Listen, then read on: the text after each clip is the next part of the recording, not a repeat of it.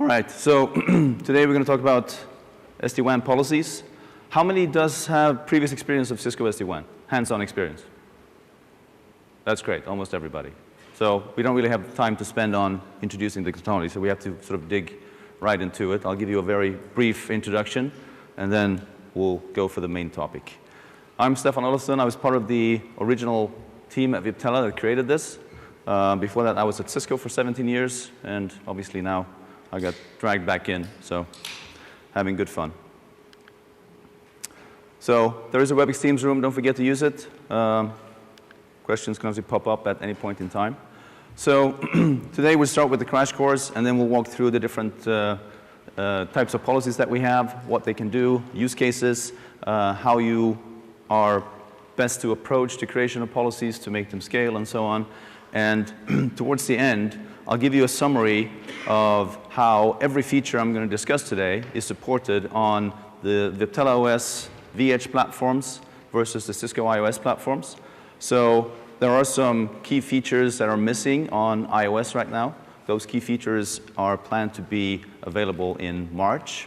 And then we are looking for more or less complete compatibility between the two platforms towards the end of the year. From a policy perspective, you'll have probably 90% feature parity between the two platforms. So it's not that bad, obviously. Could be worse. So Cisco SD-WAN. So what we did is that we built an SD-WAN or a WAN architecture that strictly adheres to the software-defined network principles. So what does that mean? It means that we have control plane north-south, and we only have a data plane east-west. And that's important because that's how you scale the network. You now have a well-defined set of adjacencies for control plane. That control plane will tell you how the data plane is supposed to be built, right? And that's where we do a lot of policy application to essentially allow the policies to help us design the specific network and connectivity that we need for a specific application.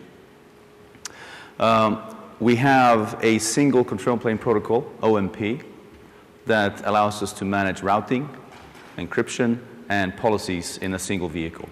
And OMP is very similar to BGP, but we did redesign some aspect to make OMP specifically supporting an overlay infrastructure, which BGP is not designed to do. So one of those is the ability to carry the next hubs as a data structure instead of just having an attribute to the prefix. That makes a big difference.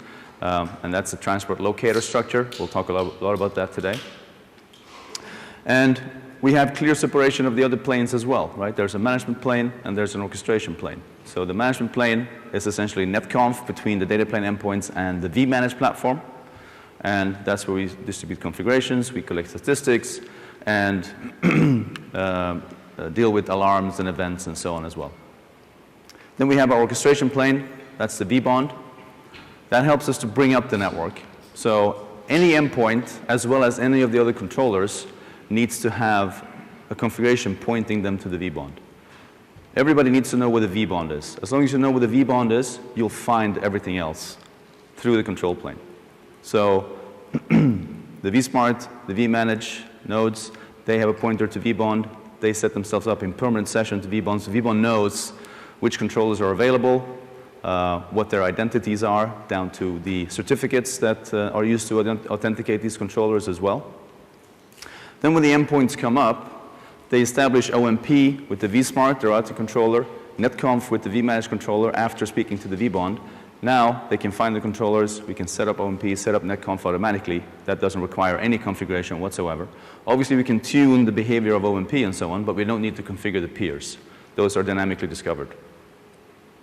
And after speaking OMP to the controller, a new endpoint will learn how the rest of the network is constructed. Know exactly which other WAN interfaces are available, what their attributes are, how the connectivity is made, and so on. And you can now establish the data plane directly. So there's no need for an east-west control plane.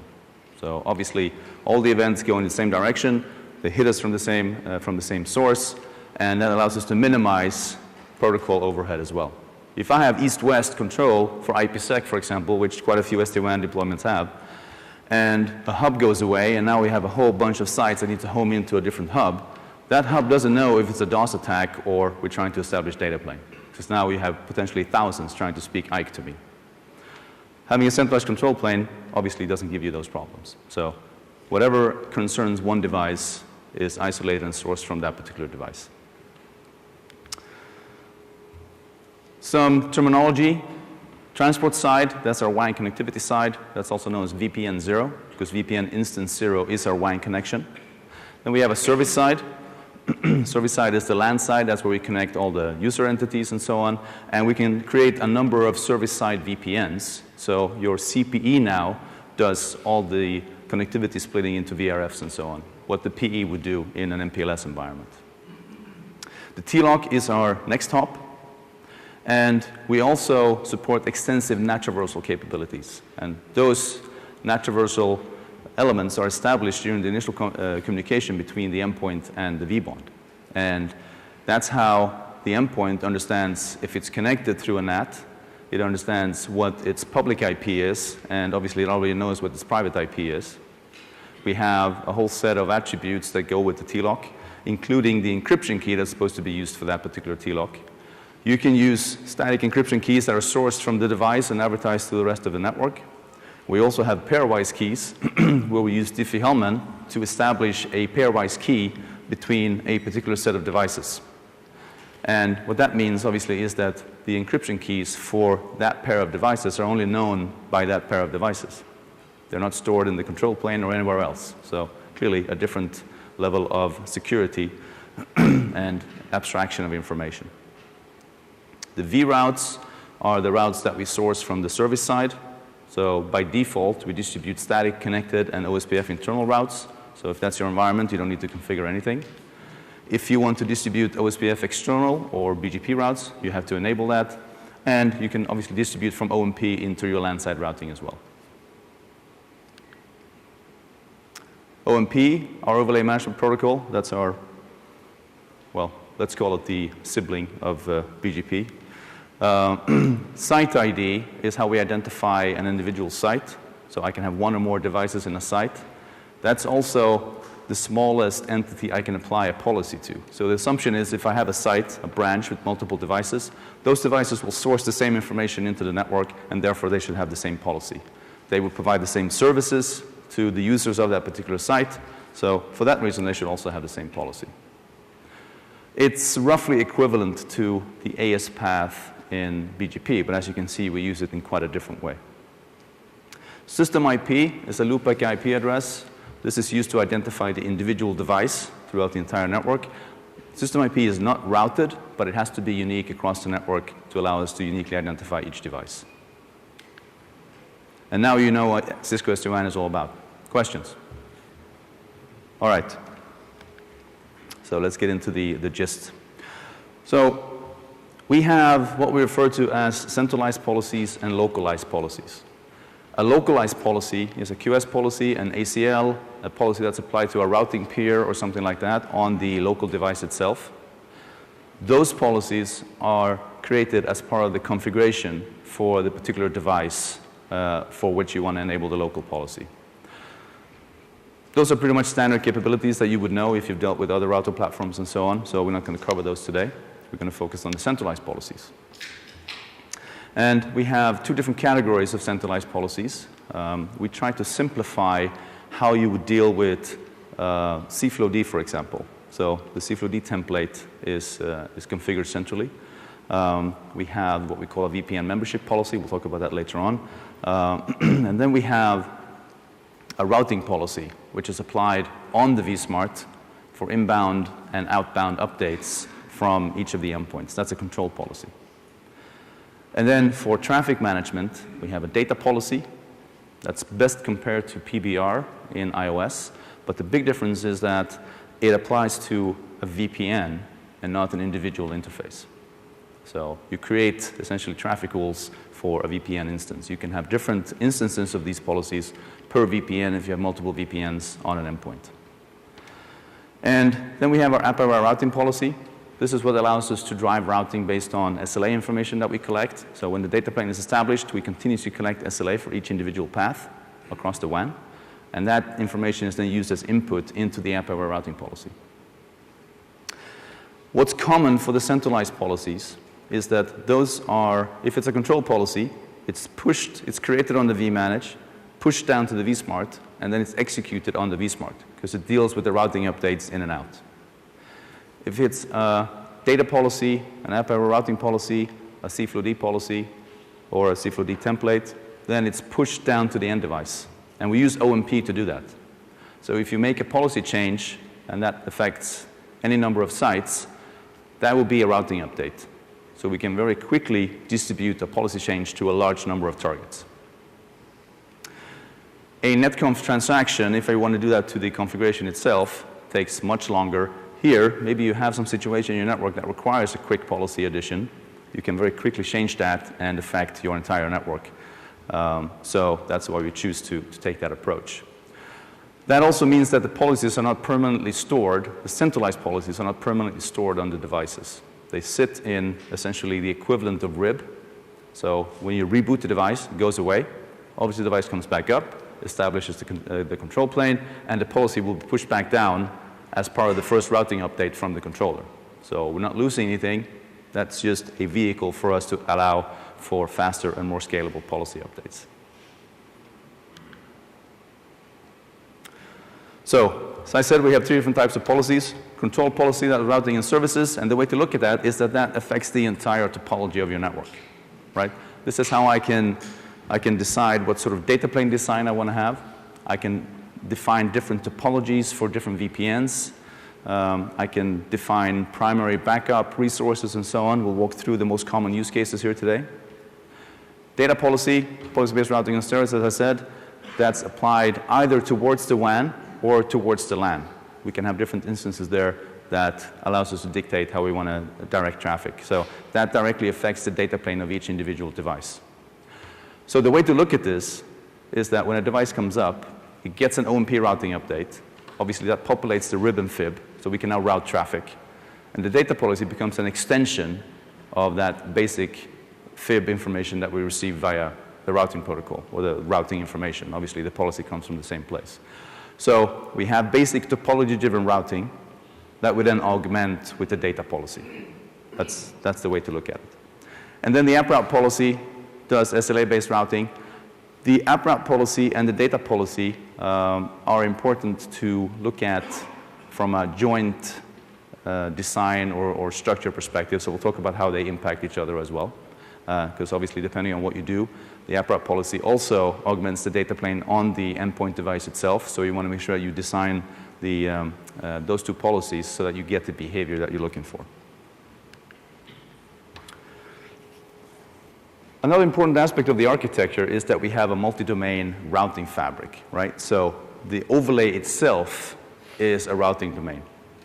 You're running OMP. That's a fully dynamic routing protocol. And that has all the capabilities that you would expect from a normal routing protocol, right? We do path selection, we can influence path selection, and we deal with everything that has to do with the overlay routing using OMP. Clearly, outside of the overlay domain, we're not going to run OMP, we're going to run something else. So we support BGP, OSPF, EIGRP, and so on. And that allows us to interface natively with the existing routing domains that's going to be present in any network as well. And you can then decide through redistribution and so on how you want these two domains to interact. So one way to look at it is that the OMP domain is equivalent to an AS border or equivalent to the border between a core and a subordinate area in OSPF, right? That's where you apply policies so that you get each domain to behave the way you want them to behave. And that's also the place in the network where you can do aggregation, right? I can create aggregate statements and so on in the direction from the LAN routing into the core routing domain. So you have multiple places to apply policies, obviously at the border as well as on the vSmart, to influence the exact behavior that you want. And this also means that you get all the benefits of isolation and convergence and so on. It doesn't have to affect your entire network if you have an event that means that a WAN interface goes down on a multi-home device in your core. That's going to be an isolated event for OMP. It doesn't have to affect your external routing. So we get that element of scalability as well. So just a high-level description of OMP. As I said, it's a sibling of BGP. It does the same sort of path vector path selection. We have a best path algorithm that we'll talk about. We have inherent route constraints, so we don't advertise routes to devices that doesn't have a particular VPN configured, right? So that's on by default. We have add path as well, so we can advertise multiple paths down to the devices. We can advertise both primary and backup paths, so we can localize the convergence events in case we have an outage on some site where we need to switch to another site. So there's a lot of flexibility built in. The transport is TCP inside SSL. So all the exchanges between the endpoint and the vSmart are encrypted, right? So when we set up the peering relationship, that's an SSL session authenticated by certificates, and then all the subsequent exchanges are encrypted. So we never need to worry about the encryption keys used for the data plane and so on being exposed. There's a broad set of attributes, both for the TLOC as well as for the vRoutes, that allows us to set routing preferences and filtering and so on. So, as I mentioned initially, we have multiple capabilities. These are represented by multiple different address families in the protocol. So vRoutes is going to have v4, v6 AFI-SAFI. TLOCs are going to have v4, v6 AFI-SAFI. We have services. We'll talk about how we do service chaining today as well using policies. And we obviously distribute the policies as well. So that's also a separate AFI so that we can identify each individual component as we deal with them in the protocol. When we do path selection in OMP, we start with router solvability, which is exactly how you would do with BGP as well. You need to make sure your next hop is available. So then the next hop TLOC has to be up. Otherwise, we're not going to select the route. And then we prefer different routing sources over others. We have inherited the admin distance from iOS as well. It behaves exactly the same way. We can set different attributes that allows us to establish route preference in the selection. We then also look at the origin of a specific route and apply the admin distance there as well.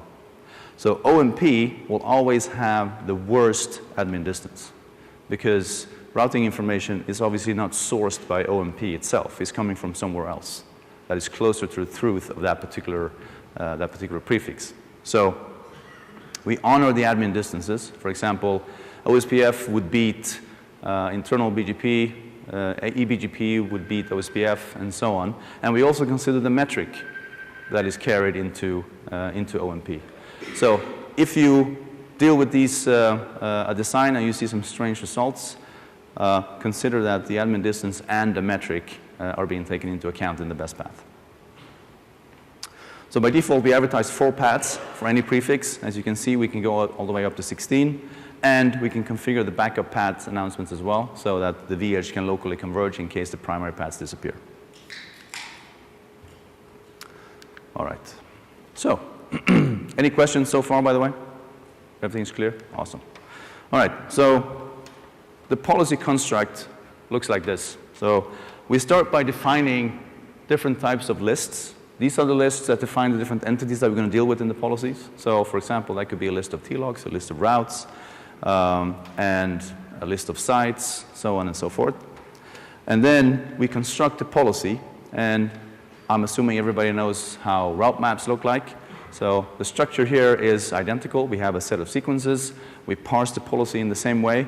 And once we've built the policy, we apply it using the apply policy statement, and it's applied towards a site list. So in other words, I say, take this policy and apply it for these particular sites. So that means that for different types of sites, for different regions and so on, you can have different policies. So the flow in terms of creating a policy is that you build the different policies that you need in vManage using the GUI. vManage will combine all the policies into what we refer to as a policy package. This package is what you activate. Once you activate it, you now have these different policies that you created being applied towards the site lists to which you made the association when you created the policy. And if it's a control policy, it's executed on the vSmart. If it's a data policy or app route policy, the vSmart creates an OMP routing update and sends it to the target devices. So we recommend creating and managing policies in the GUI. But today, I'm going to give you all the policy examples in the outcome CLI that is actually what's being applied to the devices. And the reason for that is that it's easier to see the logic of the policy. Once you understand the logic, it's easy to go back to vManage in the GUI because the logic is represented in the GUI as well. So don't get concerned that we don't have any GUI images here today. They are there. You can use it. So as I said, these are similar to route maps, and the processing logic is the same, right? We process everything sequentially. So building the right order of actions in the policy is important. You don't want to exclude an object that needs to be processed later on. You don't want to pass things on that shouldn't be passed things on, and so on. So there's some consideration that's required when you structure the policy. When we match an object parsing the policy, that object is taken out from further processing. So exactly how you would process a route map. That's obviously also important because that can sometimes lead to unexpected outcomes. You can apply counters and so on in the different policy statements, different sequence statements, so that you can troubleshoot and ensure that the policy actually does what you want it to do. And the other aspect, you would typically have a multi-vSmart environment for redundancy. If you choose to play around manually, you can end up in a situation where you have policies enabled on one vSmart and not on the other. And obviously, the vSmarts are going to advertise information based on what they know, what they have in terms of policy. And this obviously only applies to a control policy. So that's why we recommend always maintaining policies via vManage, because vManage will ensure that the vSmarts are synchronized from a policy application perspective. So keep that in mind. Obviously, I know that some people go crazy in a lab environment and so on. But in a production environment, you should always use the GUI. vManage will ensure that the policies are applied the way they should be. So when we execute policies and forward packets through the device, and this is on the V-edge, obviously, you can see which order we're doing things here. And what we're talking about today is obviously important here. You can see that we process the app route policy before we process the centralized data policy. If I match some traffic here and I make a path selection and I then override that here, that could be problematic. So we have some logic that decides how these two should interact. If you understand that logic, it's quite simple. It's not going to look simple, but it is actually quite simple. You can then ensure that you, again, get the policy behavior that you want. So what you need to remember is this. The data policy makes the final decision considering the outcome of the app route policy SLA match. So if there is an SLA match in the app route policy, which is executed first, that will be honored through the data policy processing as well. If we don't have an SLA match, then we essentially leave it to the data policy to make the ultimate decision. And ultimately, we are using an app-aware routing policy to route traffic based on the SLA of a path. If we don't have that, then we're out of policy anyway, so we might as well hand over to the data policy and let that make the final decision.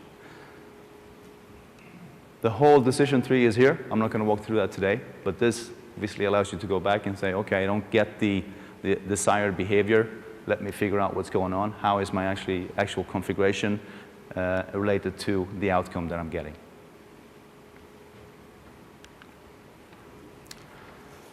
So in terms of ensuring that what you've done has actually been applied properly, you can look at the running config on the vSmart to ensure that the vManage pushed the policy down to the vSmart properly. And you can look at the WAN edge. And as I said, right, we received the policy using OMP. So we can't look at the configuration. So there's a specific command, show policy from vSmart. So what happens when you apply a policy to the vSmart and that advertises the policy down? It packages the policy in an XML format. So there's essentially a blob of XML that's being pushed down to the device. Show policy from vSmart allows you to look at that particular XML. It will look very similar to the CLI output that I'm going to show you here today, but not identical. But the logic is preserved, so it's 100% clear what that policy is supposed to do. So that obviously allows you to ensure that the policy has reached the end of the chain and is being applied. And then, if you don't think that you're getting the right behavior in data plane, that's where counters and other vehicles are very useful. Question? Same for vSmart and the edge, this show policy from vSmart? Only for, that's a good question. So is it the same command for vSmart and vEdge? So when the policy is pushed down from vManage to vSmart, it's added to the configuration. So that's actually a netconf transaction between the vManage and the vSmart. So you just look at the running configuration. At the V-edge, that's where it's not added to the configuration, it sits in the rib, so that's where we use the show policy from vSmart. All right, any other questions? Great. So, control policies, right? So here we deal with the overall WAN infrastructure, as we discussed, and we have the capability to enable a wide range of services using control policies. So there is one important consideration with control policies when you're trying to create a certain behavior, and that is the control policy is obviously our routing policy.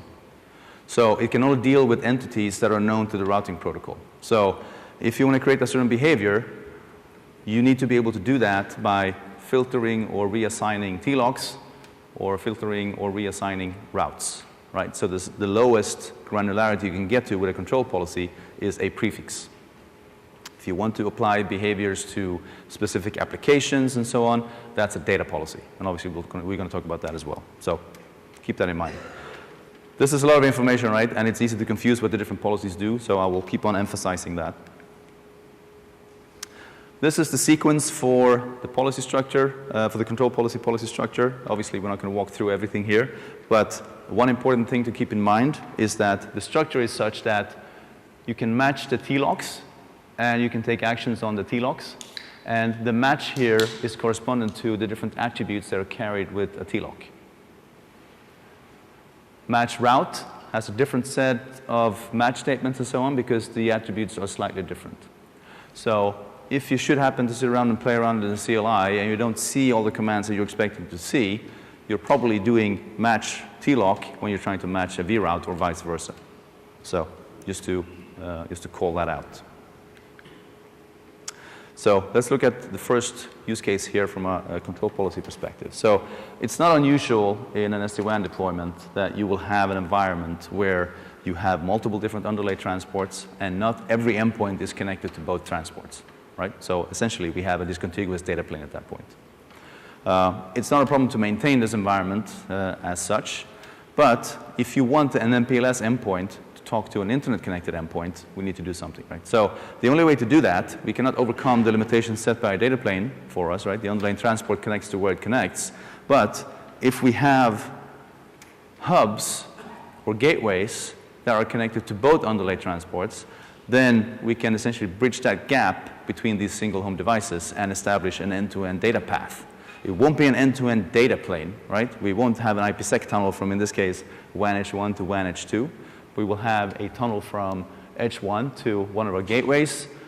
We'll make another routing decision here, and we'll send it onwards to the ultimate destination. But at least we can bridge the gap between the two data planes.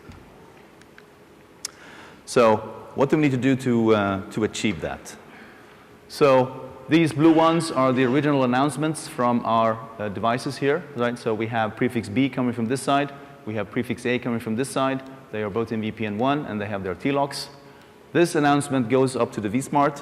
It's also sent unaltered to the gateways because obviously they're natively connected to the originators of this information.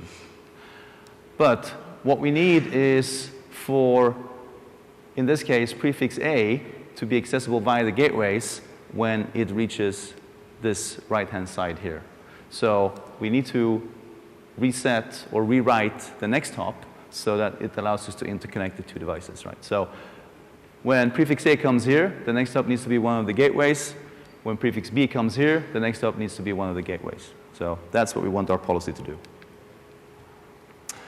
So what we do is we create our TLOC lists for the gateways. So what does that mean? Basically, it's a list of next hops that point to our intermediate gateways. Right, so we use that as a vehicle in our policy construct here.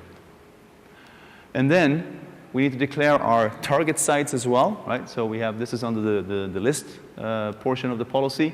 So we have internet sites and we have MPLS sites. Obviously, simple example. This could be a range as well, so you can apply the same policy towards, a bigger set of sites. And then we define the policy itself. So what we do here is we match the routes that come from our internet sites, and we set the TLOC list to be the gateways instead of the original TLOC.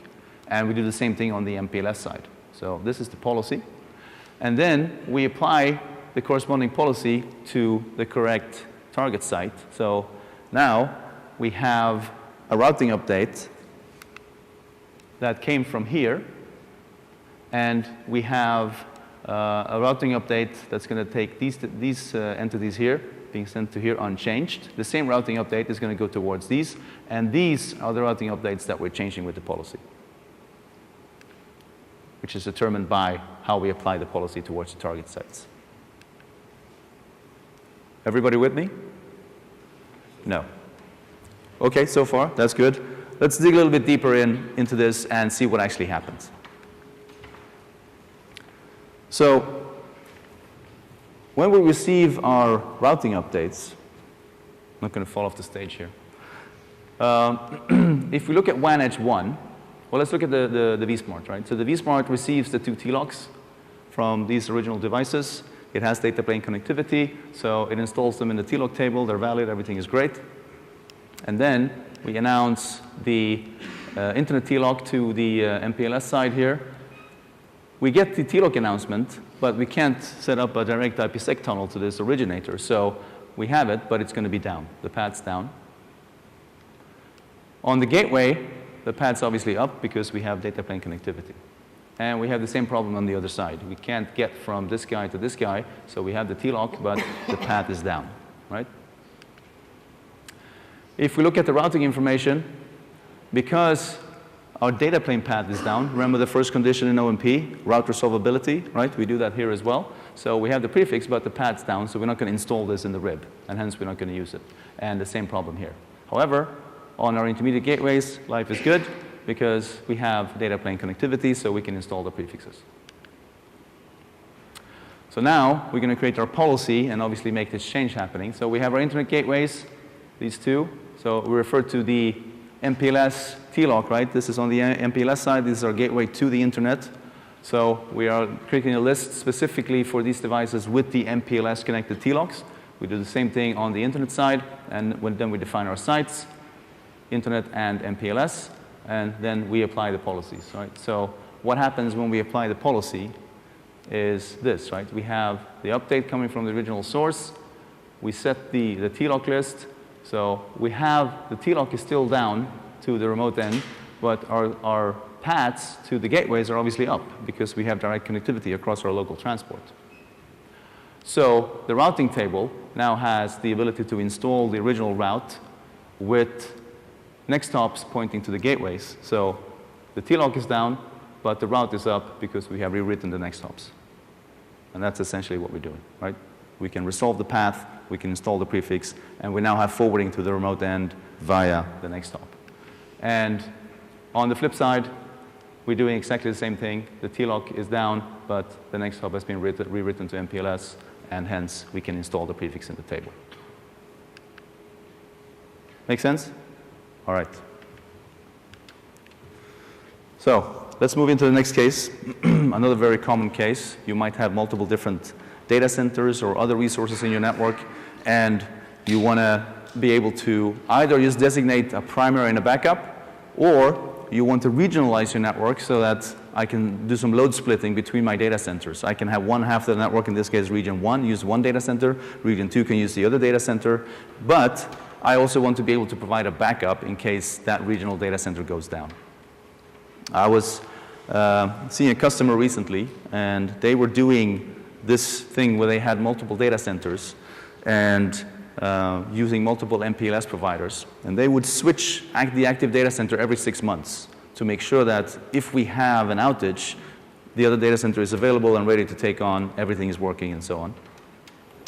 That took them about a month to do that switch every time because, you know, dealing with different routing exchanges with your MPLS providers and so on can be a challenge.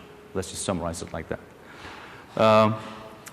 We moved in, we installed a pilot of SD-WAN, and with this policy change, obviously not having to touch any underlay routing, setting a preference between one data center and another is a 5-minute operation. You just change the preference, apply the policy, you're done, right? So that puts the control back in the hands of who's going to use the service, and you don't have to consult any external entity, which obviously makes the whole operation much smoother. So we have an environment here. We have a couple of data centers. We have a couple of edges. We want to regionalize the network so that we can have one active data center in one region and have the other one as a backup. That is then the primary data center for the other region. So our updates here, we advertise the same prefix from both data centers, and then we advertise the same prefix towards the endpoints that are going to use this data center with a changed next hop as well. So again, we're manipulating the TLOCs here, the next hops. So we create the different TLOC lists here, and preference is the key element here. I can set a preference at the TLOC. I can also set a preference at the vRoute if I have different routes or the same route coming from multiple different places. So we could solve this using a vRoute preference setting as well. But we're looking at the TLOC example right now. So we have this list for the west, and we have the other list for the east. And here you can see the other data center, 101, has the higher preference. So what's going to happen if this go down? Obviously, we'll switch the traffic over to the other one because we have both enters in the table. So we match the routes, we change the next hops, and we do that for both of the regions in the network, and then we apply it towards the specific target sites. Make sense? I'm going a little bit fast. Question? When you do this, you establish a data plane with every endpoint, right? So the question is, if you do this, you establish a data plane with every endpoint. Yes, that's a good observation, because what we're doing in the policy is that we are only rewriting the next hops for a set of prefixes. We're not filtering any TLOCs. We look at TLOC filtering in the next example, right? So, and because we're not filtering any TLOCs, a WAN edge that has a set of TLOCs known to itself will always attempt to set up the data plane. So as long as the TLOC is known, we'll set up the data plane. So we don't have to reinitiate the setup from scratch. It just becomes a control plane event, right? I lose that one TLOC. I have another TLOC in my table. I already have the data plane set up. So now I'm going to let the prefixes fail over to that TLOC, and we're up and running. So the significance of applying the local preference to the next hop to the TLOC is that any prefix that we get from that TLOC will then follow the same local preference. Right. So the significance here, or consequence, is that all the prefixes that originated from that TLOC that now receives a higher preference automatically inherits that preference as well, and that's correct. Now, there are certain situations where you might not want to alter how you use the data plane like that, because you maybe only want to prioritize a certain set of prefixes from that site and not the entire site. So that would be a distinction in that case where you can apply the preference to the prefix instead of the TLOC. But yes, that is the consequence. All right. So manipulating TLOCs goes into when we create topologies here as well. We have the ability to change the data plane to create a forced topology on the VPNs that we have on top of this infrastructure, right? So that would be this situation over here. By default, we set up a fully meshed data plane, which means that our VPNs are fully meshed in nature as well.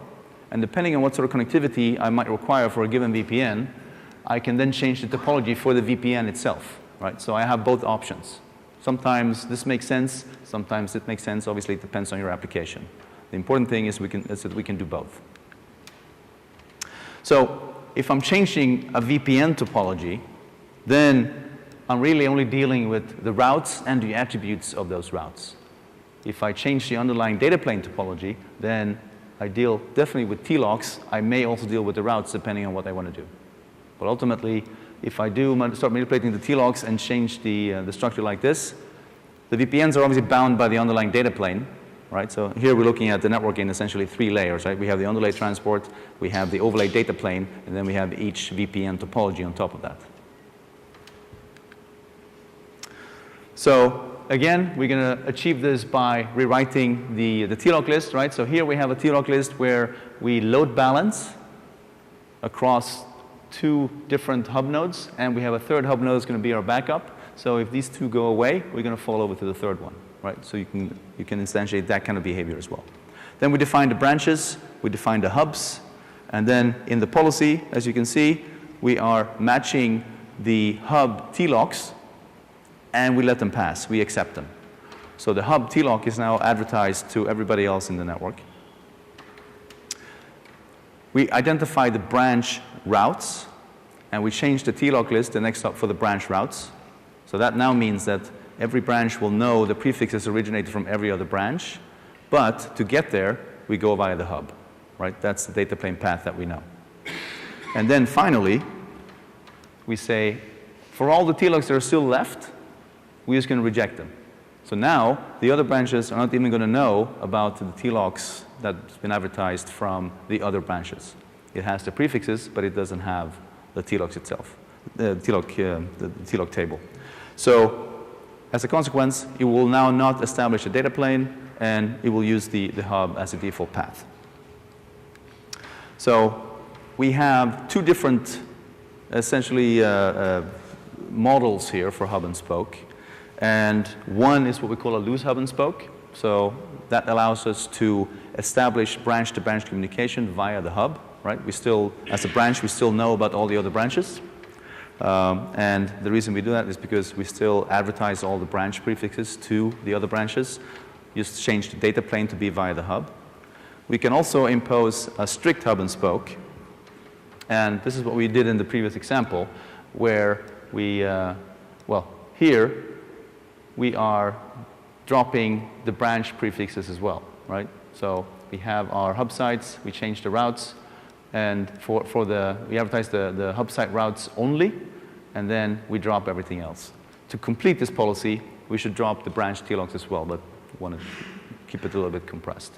So the important thing here is that we now don't have the ability to get to other branches via the hub. We can only see what's being advertised to us from the hub. So typically, it might be a default route, it might be a couple of prefixes from that particular data center.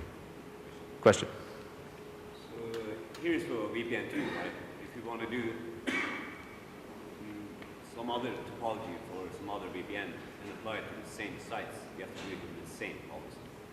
So the question is, the policy example covers VPN 2. If you have multiple VPNs and you might want to do the same or something different to other VPNs, you need to include that in the policy. Yes. In the same policy. In the same policy. So that's actually, you're going a little bit ahead now, but that's fine. So one of the restrictions here when you create policies is that you can only apply a single control policy to a given site ID. So if you want to do additional things that pertains to that particular site ID, you have to include it in a single policy. So that's a good observation. Service chaining, right? So here we have centralized services that we want to invoke on the path between the different endpoints. And the architecture here is that we have the ability to create unidirectional service chains. So essentially that's your element that you're working with.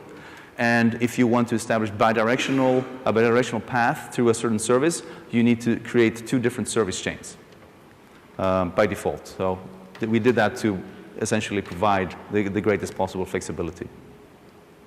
So here we have original prefix announcements, and on top of that we have a service announcement as well. We configure a service on this device, we advertise it here, and then we have a policy that essentially changes the next hop to be the label representing the service instead of the original label and TLOC representing the announcement. So we're going to dig a little bit deeper into this, so I'm intentionally going a little bit fast here. But essentially what the policy looked like is we define the service, we announce that. We define our exit point, and we define our attached branches. And then we have an upstream service chain. So here I'm matching the routes from my destination, and I invoke a firewall service, which is the one that I've been advertising here.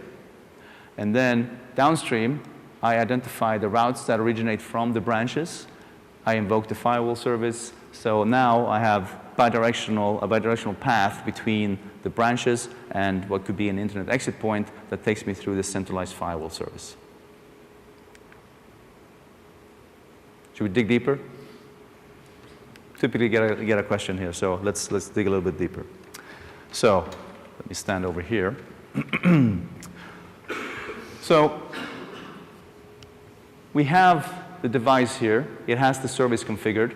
And as you can see, we point to a specific IP address.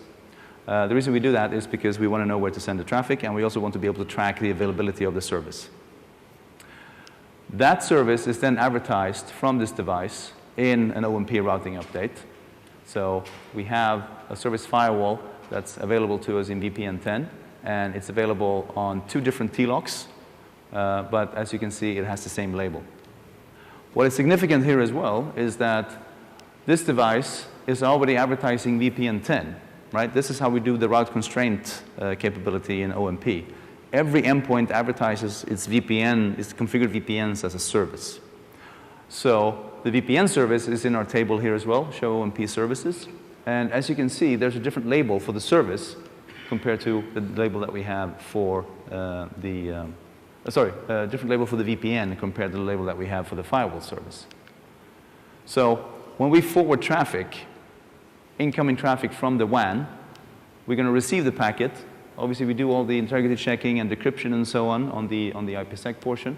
And once that's done, we do a lookup on the label.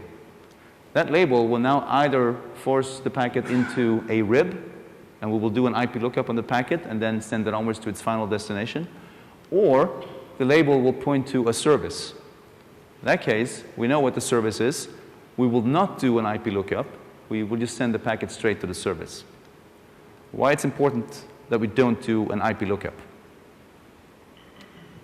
That's because the destination IP is very unlikely to belong to this particular site, right? So if we don't circumvent IP lookup, packets are just going to U-turn and go back out the WAN. So we want to circumvent that and actually allow the packet to hit the service. When it comes back, unless we have configured an extension to that service chain, we will now do a lookup in the RIB and send it onwards to its ultimate destination. So that's why you will see the significance here of using different labels for the VPN versus the service itself.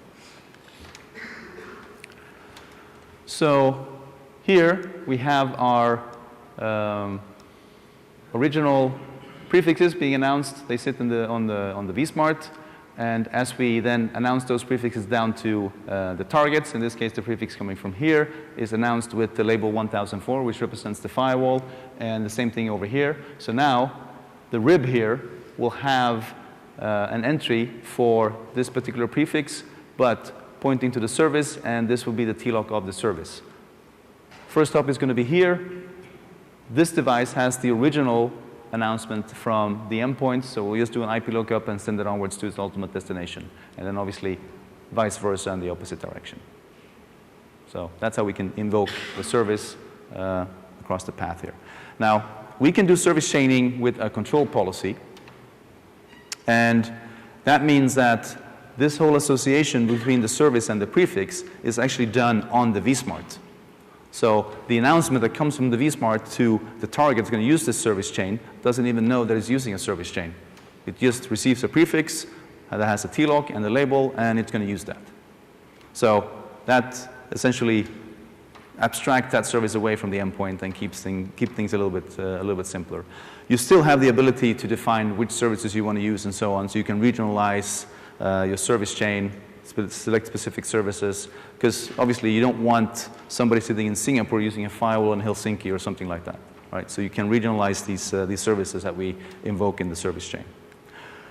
We can also do service chaining in a data policy. And obviously, as we know by now, the data policy is pushed down to the device. And we'll talk more about data policies in a minute. But because the policy is pushed down to the device, that also means that we need to push the service definition down to the device. So when I apply data policy towards site ID, the definition of the service will be included in the data policy that's pushed down to the device. That's the only way we can invoke the right information onto the packets that's going to use the service. So if you remember, the other difference here is that I can apply prefix directed services only with the control policy. With the data policy, I can now say, in this case, TCP. You can be as granular as you want. Additional options for the service chaining, as I was referring to, is that we can use a T-lock list, right? So I can associate that with a particular section in my control policy and now localize the use of a particular service. I can also create, in this case, I have two services target T-locks, which means that we have two different firewalls, for example, in our network. I can load balance between them, and I can have the third one as a backup. So the preference comes into play here as well. And as these go down, if they should, then obviously we fall over to the next one. So if 111 goes down, 222 remains. It has a higher preference. Now I'm going to use 222 only. 222 goes down. That's when we fail over to number 3. You mentioned that we track the endpoint to avoid black holing traffic. How do we do that? So how do we track the endpoint to avoid black holing traffic? So in the basic service definition, we simply rely on ARP to tell us if the device is there, so we do continuous refreshments of the ARP. We also have in the scope of the Cloud On-Ramp Colo facility the ability to configure a tracker. I'll talk about trackers a little bit later. That allows you to select either ICMP or a higher level protocol. All right, so extranets. I'm assuming everybody's familiar with that. We have centralized services. They sit in a specific service VPN. We want to have access to those services from our user VPNs here. So we need to leak routes between these different VPNs. So our policy is going to take the original update here belonging to VPN 1 and leak that same prefix into VPN 3. So we now have reachability from VPN 3. And we're going to take the update from, or announcements from VPN 3, prefix C, and leak that into the respective, in this case, VPN 1, and advertise that to each of the targets. So obviously, very similar to what you do in MPLS. But here, we use a policy, disregard the NAT for now. We use a policy where we match the routes, and we then say export to. So in this case, we take VPN 1, export it to VPN 3. We take VPN 3, export it to VPN 1. Again, a simple example. You can apply a prefix list here if you don't want to leak the entire table, so you can be more granular. So you have additional flexibility beyond what we show here on the slide. Now, a common situation when you do centralized services is that you might have branches with overlapping address space. Maybe you're serving multiple VPNs and so on, and those VPNs might have overlapping address space, and we want to deal with that so they can all consume the service. And that's where what we call service plane NAT will come into play. That requires a data policy. So in that case, I can say that I only want to announce my NAT pool interface, which is part of this configuration here. So I will announce that to my controller, and then I'm going to match the route for the NAT pool in addition to being in VPN 1 and export only that. And then my data plane policy is the one that actually effectuates the NAT, and this is applied to the branch device itself. So we'll talk more about data policies, obviously, but just to show you how these two interlink in this particular use case. We also have a traffic engineering capability. So in this particular case, we have a fully meshed fabric, and that means that my device over here will talk directly to this device. Now, I might have a challenge in the data path between these two devices, specifically. So I can then use another device to retain the data plane between these two devices. So we'll have a topology like this, right? By default, we go like this. That's the primary path. And I set up a backup path like this. I actually have the option of defining it like this. So the direct path is the primary. I have an alternate backup path. But I can also say that I want to load balance between these paths. I can also use let's say, the longer path as my primary path. So you have flexibility here in terms of how you want to design the connectivity between the sites. The key here to allow for this service to be enabled is that you configure service TE on VH3, which is the device here that's going to provide our backup facility. And then we declare the site that we're going to back up, we declare the backup TLOC in a list here, and the application site, which was the site on the left, and then the site that we're going to protect for. So we need to define all of those. And then in our policy, we're saying match the routes from VH4 in the particular VPN, and say I want to have a particular TLOC action, so a TLOC backup action in this case. And the backup is going to be what I have in my TLOC list for the backup TLOC, which is site 3 over here. And so essentially, that's what I do. And then we apply it towards the site that needs the protection. So a lot of variables in flight here, I realize that. But that's essentially how we enable that sort of facility.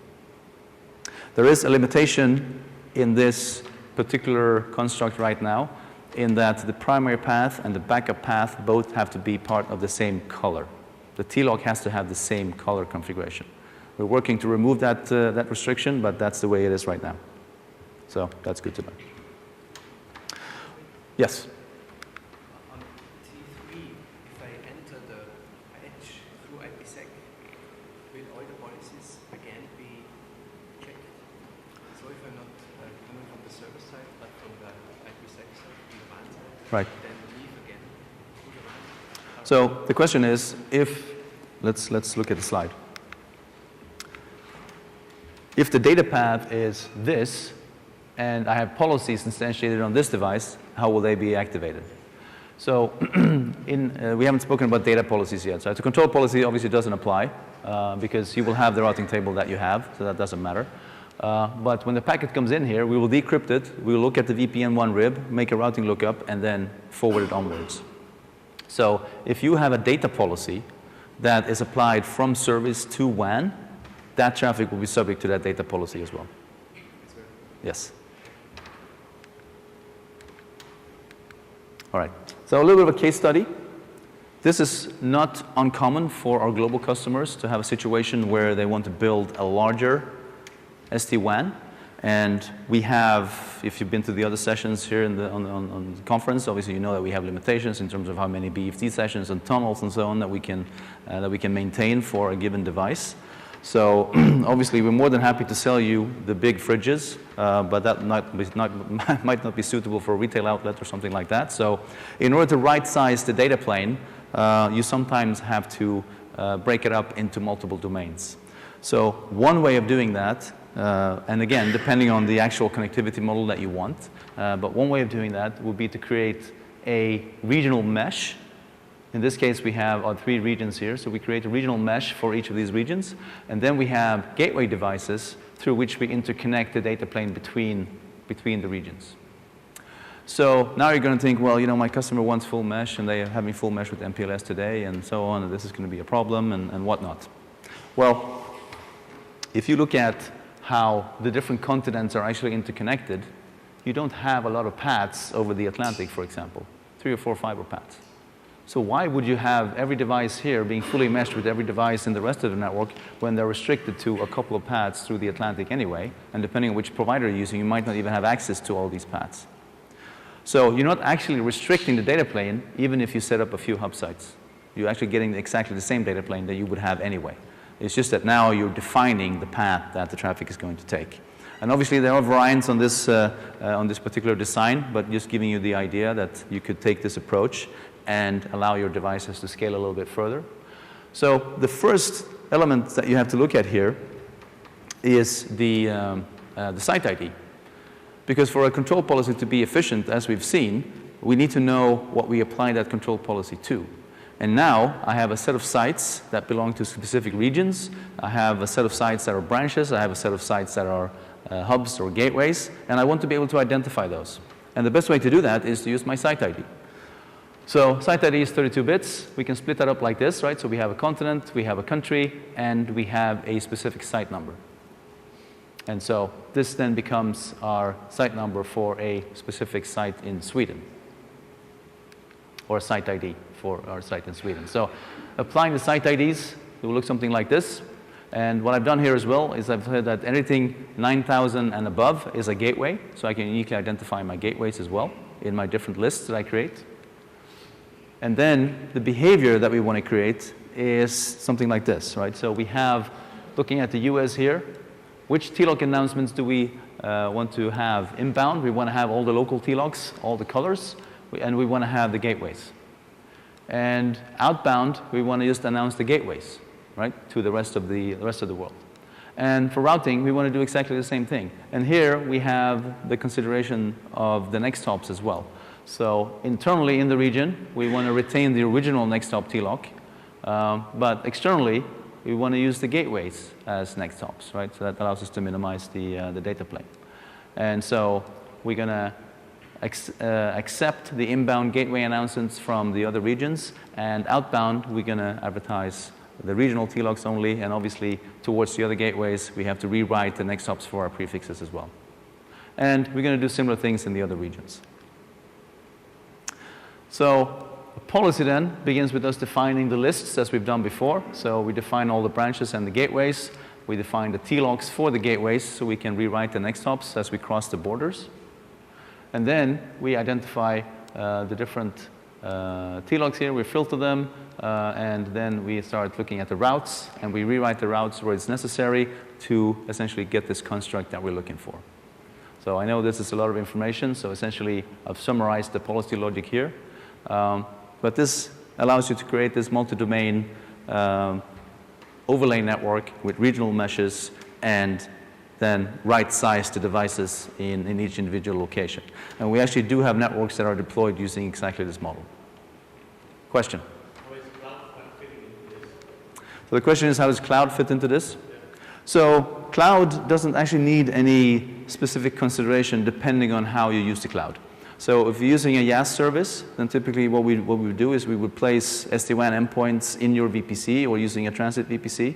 So they simply become endpoints as any other branch in the network. If you want to treat them differently, obviously you have the option to deal with them differently in the control policy and so on. But typically, if you want to do this sort of distribution, you could obviously choose to use a VPC in the US from Europe and just announce that. Or you could distribute that service as well. So from a IaaS service, you will use create extensions to the data plane to incorporate that. If you're looking at using SaaS services, using the cloud on-ramp for SaaS capability, then you would probably define gateways in each of the regions for the SaaS services specifically. They would be then doing the SLA measurements for the service as we would do with cloud on-ramp SaaS. And that will be announced into each individual region there as well. So again, you have the choice to regionalize, filter, or potentially say, in the worst possible case, maybe my guys in the US will be using O365 in Japan, right? Just to make sure that I have access to it. So you have both options there as well. But it's unlikely that you will choose Japan by default, right? Because obviously we take the end-to-end SLA into account. So does that make sense? Yep. All right. Any other questions on control policy before we move on? All right. Very, very receptive audience today. Okay, so let's look at data policies, right? So we already talked about them being essentially the Uber capability for policy-based routing. And you saw that we can do NAT and we can do service chaining already. And we can apply some other things that apply directly to the data plane of the device. And as I said, these act to augment the existing information that we already have from our topology-driven routing provided by OMP. Now, in the control policy, we would match information from a specific VPN and take action. And if we needed to do some specific manipulation to information from multiple different VPNs, we would have multiple different sequences where we would match these different VPNs and then take action. A data policy works a little bit differently. So here, the original policy qualification is linked to a VPN statement as well. So when we define the data policy, the first thing that we do is associate that with a VPN list. So that means that for every VPN I have on my device, I can apply a different data policy. So that may be necessary, maybe not, but it gives you the flexibility to deal with different services that you might be residing in different VPNs that might have different connectivity models, whatever the case is, it gives you that flexibility. So another important aspect here is the matching capability. As you can see, we can match multiple different things. If I have multiple different statements here, that's an AND match. That forces a match all. If I use a prefix list, for example, that's a match any, right? So if I point to a prefix list in the match statement and that has multiple entries, as long as I match one, that's a match. So you understand that distinction between and or depending on how you construct the policy. And then, as you can see, we can set certain attributes and we can enable services and so on. So we'll look at a few of these going through the capability here. So I mentioned as well that we can have different data policies in different directions because there are lots of use cases where you want to treat traffic that's going in the upstream direction differently from what goes in the downstream, right? So service to WAN might be one policy, WAN to service might be a different policy. You can also have the same policy applied in both directions. So ultimately, that depends on your use case, and that's how you would define that in the applied policy statement. All is both directions. You have from service or from tunnel. Again, this is what you would define when you create the policy in the GUI, but just to illustrate the logic here. So let's look at a few basic data plane features, right? So we can do a local breakout with NAT. We can do service plane NAT, as we discussed as well. I can apply CFLOD, I can do some counting, and so on and so forth. So it's just basic data plane capabilities. So looking at the difference between a breakout NAT and a service plane NAT essentially means that if I'm matching traffic to take it out to a local breakout, and I'll show you all the details around this later on, we have NAT configured on our WAN interface, and the source IP address will now be that of the WAN interface itself.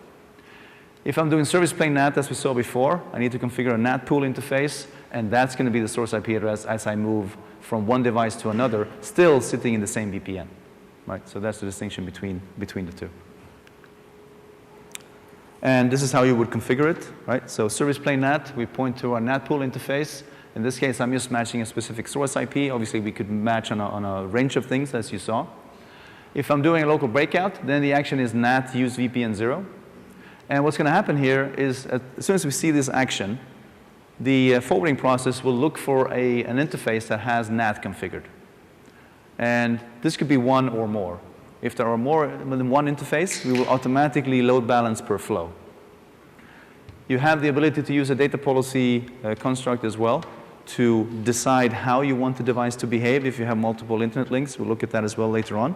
But the important thing now is to understand that if NAT is not configured, this is not going to work. So you need at least one interface with NAT. Does that apply to the other interface, the other internet interfaces, or TLOC extension? Does that apply across the other internet interface if you have a TLOC extension? Yes, it does. What happens is, unless all of you knows what a TLOC extension is, I'll spend a couple of sentences on that. Right? So you can have two devices. One might be MPLS connected, one might be internet connected. You can then take that physical connection and logically extend it to the other device. So both devices now has an MPLS and an internet attachment. That's good because it gives you redundancy. It's also good because if I create a specific policy for this site that needs to take MPLS and internet into consideration, I can apply that consistently across both devices, right? So it makes sense to do that. Now, if I have an extended internet connection, so I make the local breakout on the device that has the native MPLS connection, what's going to happen is I'm going to send that traffic in the clear through the other device. And I will apply NAT on the local device. I will also apply NAT on the second device, which is fine. That doesn't make any difference. Where that might be a challenge is if you're trying to use GRE towards a cloud security service, for example, because GRE doesn't have a layer 4, so it's not NAT friendly. We have taken specific considerations for a local breakout going to a cloud service for non-TLOC extension use cases, so that works. But if you're extending it through a remote device, that's not going to work. So then you want to use IPsec to your cloud service. But you can still load balance, right? Between the local DIA and the extended DIA. So the question is, it will still load balance by on both? Yes, it would. If you have two internet connections and one is extended to you, that's treated just like a local internet connection. There's no difference. All right. So other things that we can do is obviously enable CFLOD and counting, right? So in this case, I can say I only want to collect CFLOD records for this particular IP address. And again, I can qualify that as I want. So a good way to reduce the onslaught of data that is usually the result from enabling CFLOD or NetFlow. And I can also apply a counter here. This could be good for troubleshooting, could also be good for just regular metering and so on. So that's how you would do that. If you want to log traffic, you can do that as well. That requires that you have syslog configured on your device. By default, we apply a log frequency of 1 to 1,000. So every 1,000 packet will be sent to syslog in this case. Obviously, you can change that. The more packets you send, the higher the load on the CPU. So the usual considerations apply. Normally, it doesn't make sense to log all the traffic, but if you have traffic towards a seam, that could be one use case, troubleshooting another use case, and so on. Question? Just, there will be some possibility in the list of traffic lists to use something like negate commands to create maybe some group and they, exempt it from something.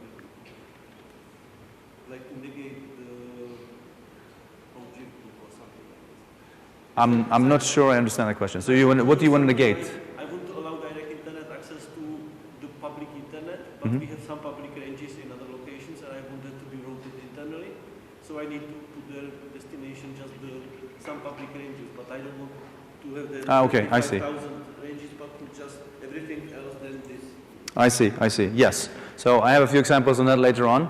So essentially what the question is, if I want to differentiate between my internal destinations and my external destinations, can I do it in the policy, right? So what you can do here is that you can have, in your first sequence, you can say match my internal prefixes, and then with no action, just action accept. That removes those destinations from further consideration of the policy. And then you can move into doing whatever you want to do with all the traffic. So I have a few examples of that coming up. All right, so what if we have an internet breakout, we're using cloud-based services, and we are doing some service chaining as well? How would that look? So we talked about service chaining over the WAN as remote service chaining. We can also do local service chaining. And technically, that's not necessarily service chaining, but we baked it in under the same umbrella for service chaining. So in this case, what I want to do is I want to have a certain set of traffic, and I want to use a firewall service for that. The firewall service is local, and what that really means then is that I have defined this service in VPN 1. That points to a couple of GRE interfaces. I have a primary, that's the first one, that's always used as a primary. I have a secondary, that's always used as the backup, so there's no load balancing here. So for the traffic that matches this statement, it will be sent to this local service, which essentially now means break that traffic out to the internet, send it to my cloud security provider, Umbrella, Zscaler, one of those, right? So that's local service chaining. I can then combine that with service chaining across the WAN if I want to do that. Now we're matching the same traffic. Bad example, we should match something else here, and then we can use the centralized firewall as well, but we can combine the two together. The third use case for data policy is application pinning. So essentially, I want to ensure that a certain type of traffic is using a certain link, and maybe I want to define a behavior where I have a certain primary path and a backup path and so on. So to do this, we have two different actions in the policy. We have a local TLOC action, and we have a remote TLOC action. And they work quite differently, so it's important to understand, right? So a local TLOC is a loose match. As long as the TLOC is available, we will match it, we will use it, and so on.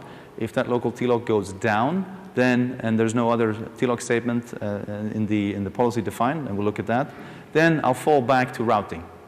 So I will always fall back to routing if the local TLOC is not available. I also have a remote TLOC that I can specify. That is a strict match. So I will send traffic to that remote TLOC as long as it's available. That can be a list, so I can still provide backup behavior. But if no remote TLOC is available of the ones that are specified for the statement, I will drop the traffic. Now, by far, the most usual application here is to use a local TLOC, right? Because I want to decide how I want to use my local links. But in certain cases, customers have specific services that are only available in specific locations. And if those services are not available, you don't want to send the traffic. So we have a few deployments where the remote TLOC action is used for that particular purpose. So a local TLOC looks like this.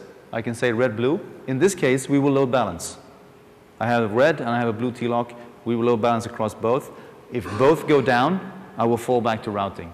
If one goes down, I will continue to use the other one that is specified as a local TLOC action. The remote TLOC can be a dedicated TLOC like this, or it can be a list. So we've seen the lists before, right? And I can rely on the preferences here as well. So I would use this one first and then the other one as a backup. So it gives you some flexibility and obviously redundancy for that particular use case. So a big application in general is obviously internet breakout. Sorry, quick. So a typical use case would be the path theory for voice, for instance. So you want to match voice and say, send my voice traffic across the MPLS link. Yes, so the comment is one application could be voice. I always want to carry voice across MPLS. Absolutely, right? And in that case, you have the option of using something like this. We have a strict construct here as well. We're going to talk about a little bit later on. Or you could rely on app-aware routing and do the same thing for you, right? So you have multiple options. A use case for a remote TLOC in that case could be my voice signaling, because I know that my call controller is sitting in a specific location.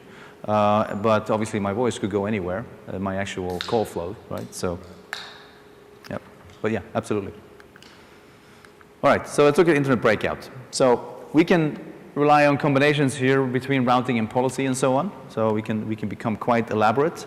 Now, a good thing about the overall architecture is that every endpoint in the network that is internet attached can be an internet breakout point.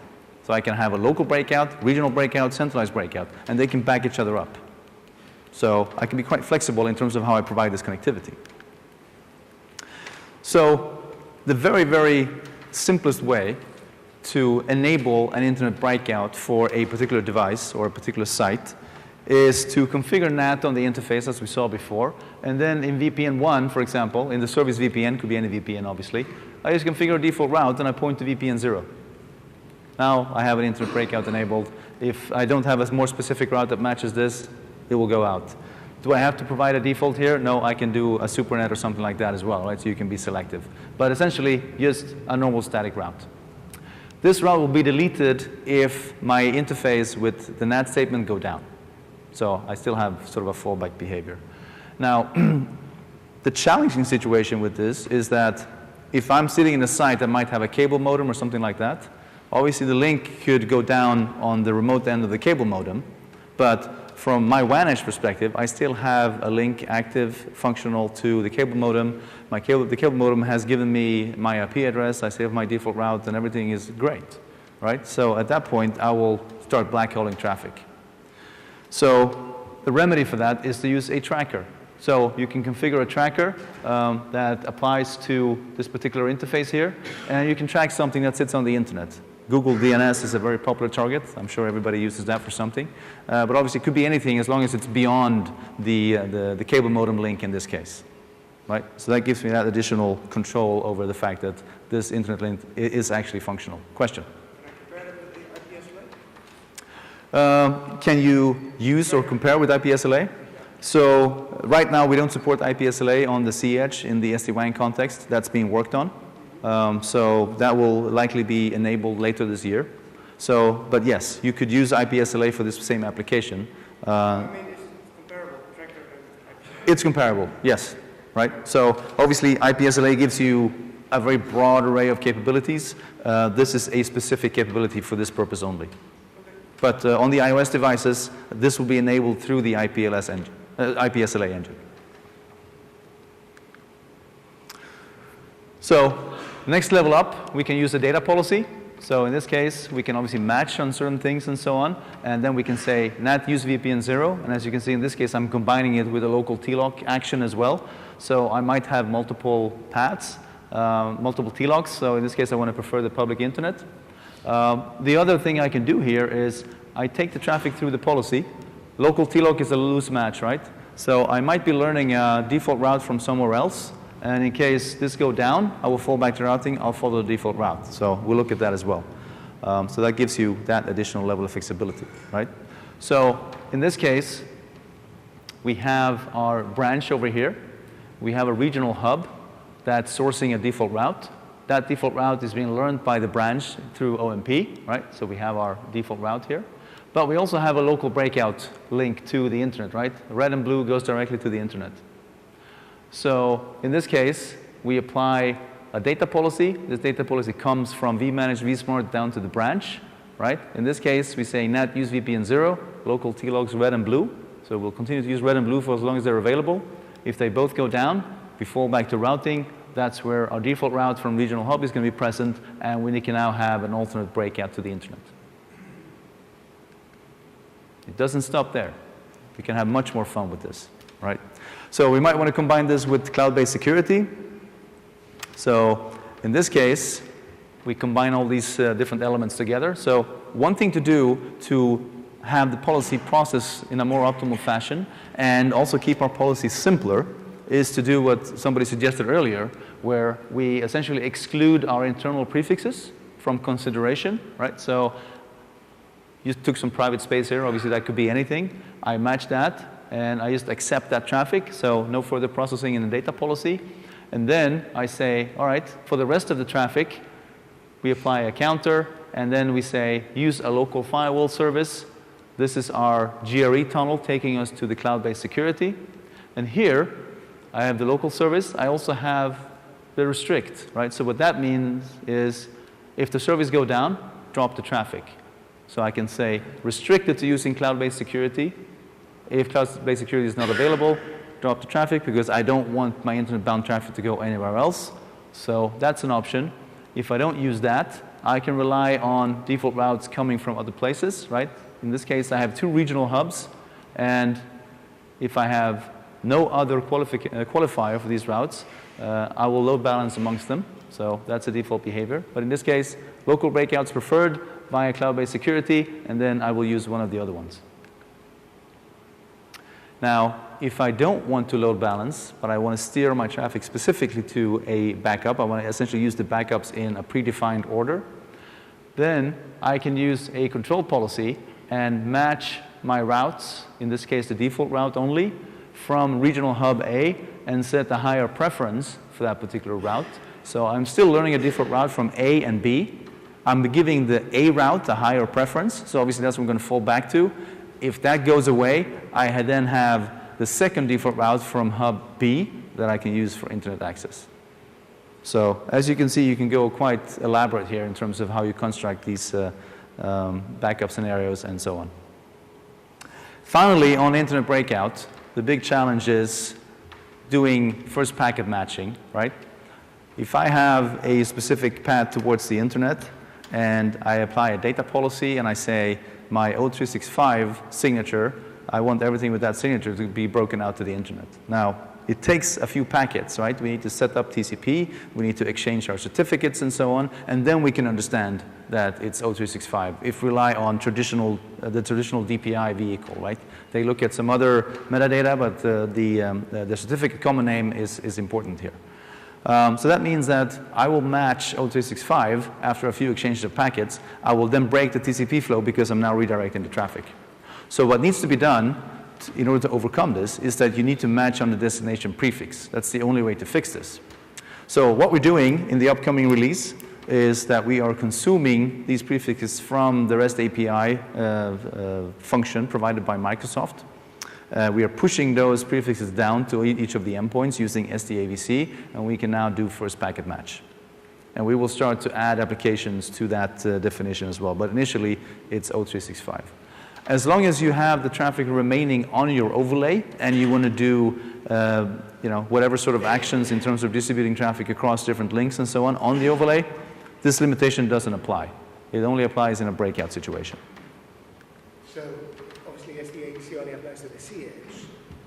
On the V edge, we're still using Cosmos to do this. You are so observant.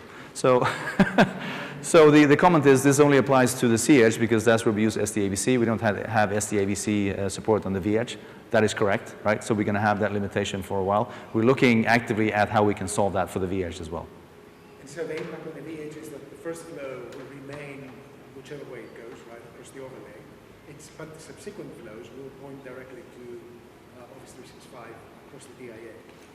So the comment here is the first flow will remain on the default path, and subsequent flows will be broken out. So it depends. If you're using a data policy, for example, to match the flow and then breaking that out, that will then be, that will put you in a situation where the flow is being broken. However, if you use cloud on-ramp for SaaS, then what happens is exactly what you're describing, right? So if you use the cloud on-ramp for SaaS service, that works today on both platforms. Sorry, it works on the V edge. It will work on the C edge in March. Then the first flow will follow the default path. You need a default path to the internet. We will cache the information that pertains to that particular application, and then we can do first packet matching on any subsequent flows. So you have that facility as well. QS. So we're not going to talk a lot about QS on the devices. So just a summary of the different capabilities that we have. But the data policy applies to certain elements of QS, right? So we can rewrite DHCPs, we can do policing, and we can map traffic into different forwarding classes. That's what we can do on the using the data policy. Obviously, we do have an end-to-end QS capability on the WAN edge devices with a weighted round-robin, absolute priority queue scheduler, and weighted and red congestion avoidance, and all the usual vehicles that you expect from QS. But where the data policy comes in is the ability to reset the different code point and potentially use a forwarding class. Forwarding class in this context is the same as a QS group in iOS, where you don't need to change the tagging of the packet, but you can still force it into a certain class. So that we can do. We can also apply a policer in the policy, and in this case, the policer is defined as part of the policy as well. So you would define the policer attributes as well as the pointer to the policer as part of the same policy in vmanage and push that down to the endpoint device. All right, any questions on data policies? No. All right, app route policies. So app route policies are similar to data policies in the sense that they're applied on the branch device itself. But what we do here is that we look at the current SLA of every path. So for every virtual path that we have, every IPsec tunnel, we run BFD between ourselves and the remote endpoint, and that's how we collect SLA measurements. That's also how we do path MTU discovery, by the way. So path MTU discovery always works. We're not blocked by providers that might not allow ICMP. But in this case, we're interested in the SLA information. So we continuously collect loss latency and jitter, and that's fed into the local policy agent on the WAN edge. So the sequence here is we create them on the vmanage, push them down to vSmart, vSmart announces them down to the edge. So what we're doing here really is combining the DPI capabilities in terms of being able to recognize different application flows and the SLA information that we collect, bind them together using the app-aware routing policy. So because we're using BFD, there are some dependencies on BFD.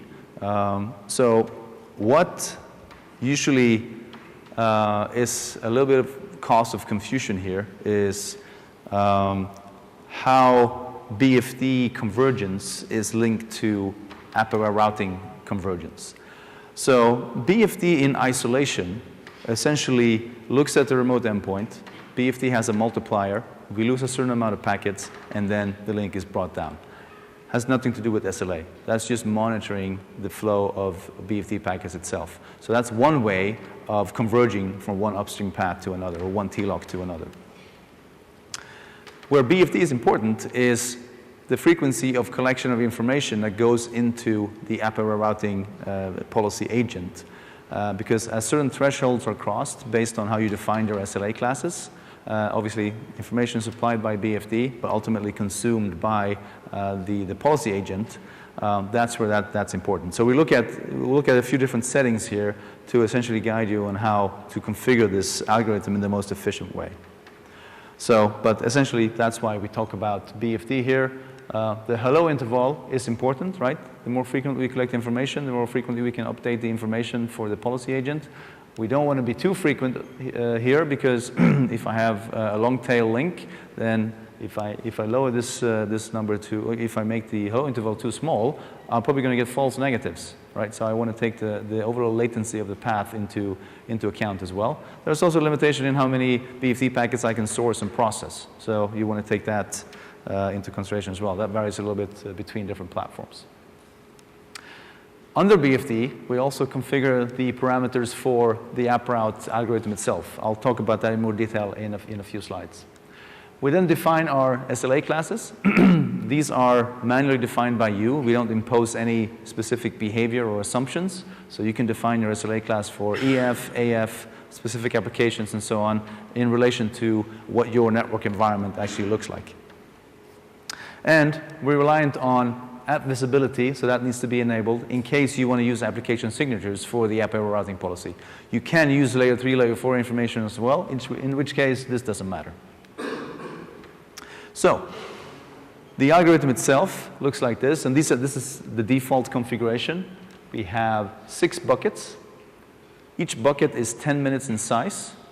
When a collection of a new bucket has finished, it's pushed in from this direction, and the oldest bucket goes away. And based on the current 6 buckets, we calculate the mean across the loss, latency, and jitter information that's been provided in these buckets. And that is what the SLA thresholds, SLA class thresholds are being compared to, right? So in the default configuration, every 10 minutes, we'll update these means and we'll make a decision on whether or not a path qualifies. So if I have an SLA impairment, and this obviously implies that it will take half an hour for an average change to happen. If I have an SLA impairment, do I want my users to wait half an hour and essentially see what happens? In some cases, that's probably not a problem. In many cases, it is a problem, right? So it all depends on the expectations and what sort of applications you're managing and so on. So that's why we start out conservatively so you can understand how this capability works. Maybe you want to do some tuning for your network and so on, but we didn't want to be too aggressive. The flip side of this, as some of the other vendors are subject to, is if you're too aggressive, then you're going to get into a situation that we refer to as traffic sloshing. So I lose one packet, I immediately, okay, I need to move over to the other link now because I lost a packet. Well, that other link is probably not sitting idle. That's going to deal with traffic on its own as well. And that means you might be pushing other traffic away, which is unnecessary because that was just a temporary blip on the line. And then, once we then have figured out that it was just a temporary blip on the line, I'm going to take the traffic back. And then I have another blip, and it goes back and forth, back and forth. That's probably not a good behavior either. And that's why we were conservative in setting this. You can be very aggressive, and you can get into the situation. But you probably want to be somewhere in between. So we can set the poll interval. This is the size of the bucket, as you can see, 10 minutes by default. This could be smaller if you want it to be smaller. We can also configure a different multiplier. This is the number of buckets, default 6. Maybe you want to go down to 3 or something like that. If you're too aggressive, obviously you run into the situation where a false negative is going to cause behavior that you probably don't want to see. The hello interval is important as well. By default, it's 1 per second. Normally, we say that down to 500 milliseconds is a safe setting in a production environment. And really, that doubles the frequency of collection of information. So that could be a good thing. So if we look at how we intended for these different vehicles that we now have to operate, right? We have BFD as a question.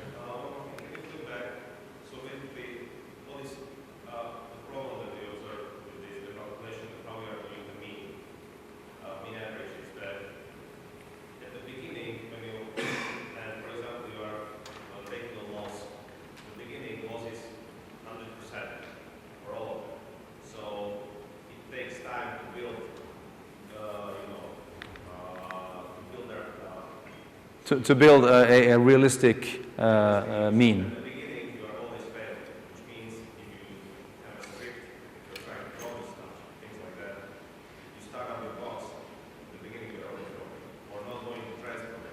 Right. So the observation is that when you power up a node and you have the default configuration, it takes a while to establish the actual realistic mean. That's also true if you have a T-log that goes down, it comes back up. Right? That's actually a good thing, right? Because I can see that it might be a challenge in a lab situation demo. You want to be quick, and we want to get to the point where we can show somebody how this actually works. But if I've disqualified a link, and that link now comes back because the impairment has cleared, I don't necessarily know if that was just temporary or it's coming and going, right? So if I have a guard time, which is inherently imposed by this as well, before I bring that link back into service, the chances of that link now being fully functional are much higher. So your comment is valid, but there is an advantage to this behavior as well. Do you agree? Yes. All right.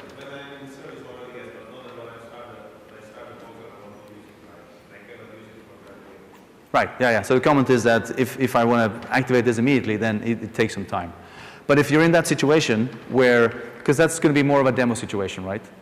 then you can tune this down to something that's very manageable in that situation. So, yep. All right. Good comment, by the way. All right. So we have a few different vehicles here, right? We started out with BFD only, and then we added app-aware routing to this mix, and then more recently, we added forward error correction as well. So if you look at how we can manage SLA impairments and how we manage traffic moving between links and so on, depending on what sort of behavior we want, these three functions are actually complementary. So if I'm experiencing a low rate of loss, then I can enable forward error correction. That will essentially hold me over until my app-aware routing algorithm can kick in and move the traffic away. That also ensures that I can be a little bit less aggressive in how I set the app-aware routing algorithm and ensure that this is not necessarily permanent, but a longer lasting impairment to SLA, which mandates the moving of traffic from one link to the other. And until I get there, forward error correction will hold me over. And forward error correction can really correct somewhere between 5 and 20% packet loss, depending on the pattern of that packet loss. And normally, I would say that for voice, I don't want to have more than 2-3% loss, right? So I can set my threshold for app-aware routing a lot lower, have forward error correction hold me over, and then I switch the traffic over.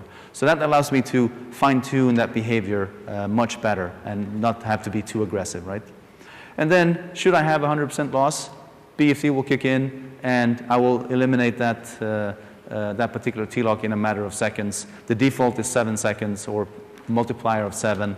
We normally recommend setting that to 3. So you can normally declare a path down within 3 to 4 seconds, which is usually not a big impairment to that particular site.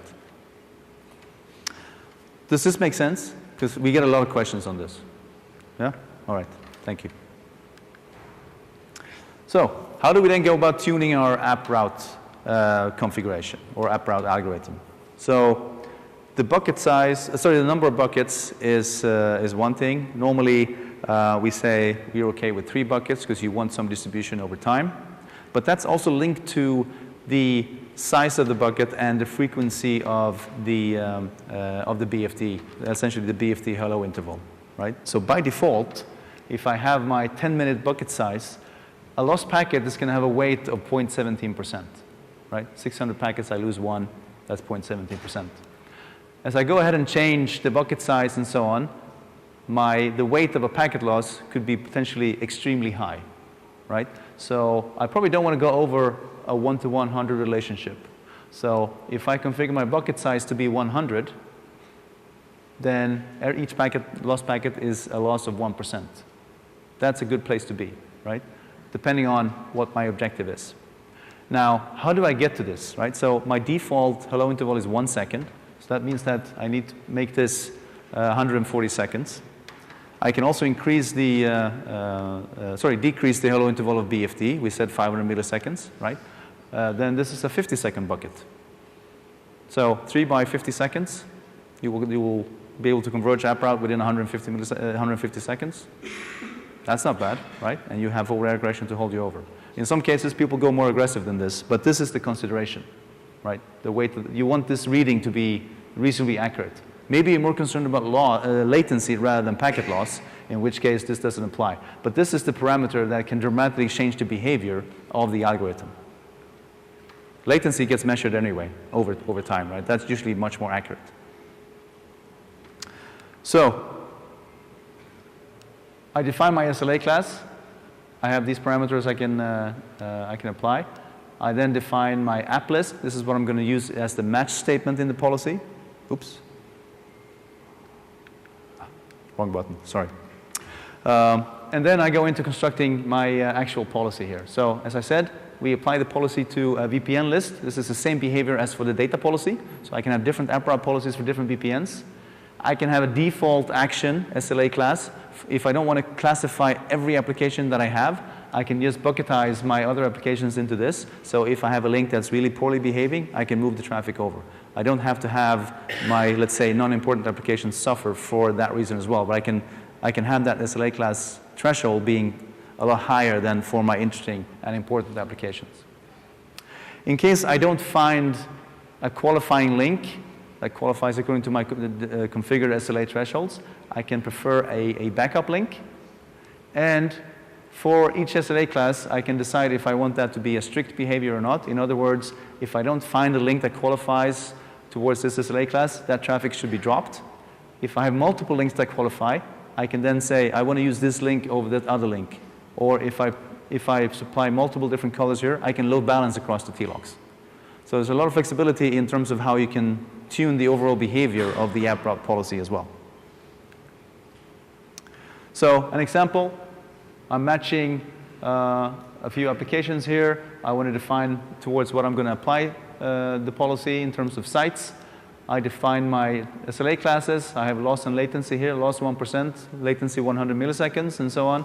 And then I marry the app list with this particular SLA class. And obviously, as you saw on the previous slide, I can decide backup, preferred colors, and so on and so forth as well, and the strict behavior.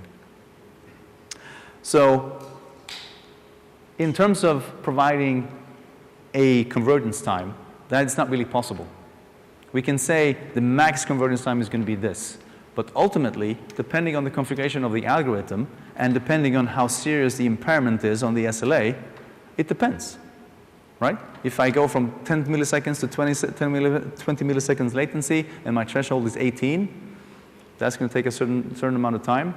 If I go from 10, like in this case, to 150 and my threshold is 100, that's going to take another period of time because the percentage of impairment is very different. And then, obviously, the size of my buckets and the number of buckets comes into play as well. So this is a guide, right?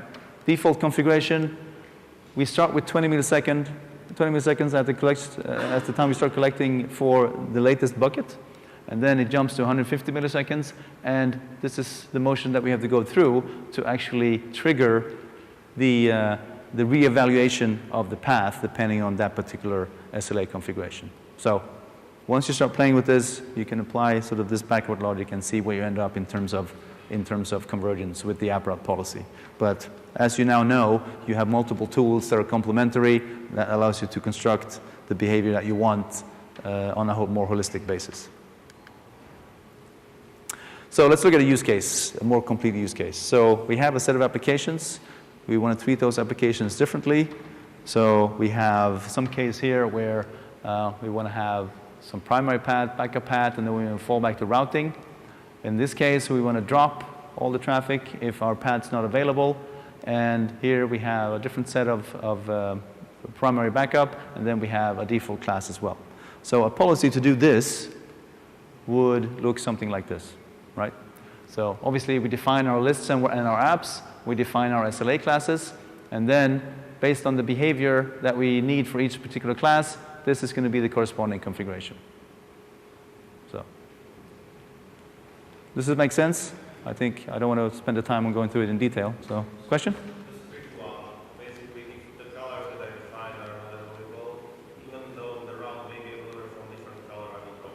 That's right. So the comment is, if I configure strict, then if I don't find a path that qualifies to the SLA thresholds, then the traffic will be dropped. Yes. If there's a different color that qualifies, then even with strict, the traffic will move over to that other color and you will continue to service it. Okay, so it's only if there's no path. Okay.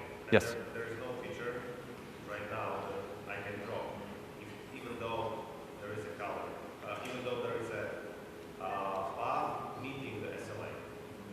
If there is a path meeting the SLA, but it's not the primary path that you defined, you want to drop the traffic. That's currently not possible. That's one of the features that we have in the pipeline, actually. We have a couple of features that's going to enhance this behavior in the pipeline. If you absolutely don't want to use a particular path, you would have to marry this with a data policy and do it that way. Yeah, and the strict option doesn't work for CEDGES. Sorry, the strict option doesn't Work for CEDGES. work for CEDGES. It will in March. The comment is the strict option doesn't work for CEDGES, it will in March, right? So again, you get the reference towards the back of the presentation, so you can have that as your map to policies on the two different platforms. Question? So the uproot policies are obviously VPN aware. That's the scope. Right? What about the BFD configuration? Is it platform aware, VH aware, or Right. adjacency aware? What So, excuse me, the comment is the app-aware policy is VPN aware. In other words, you can define it on a per VPN basis. The BFD configuration is device-wide.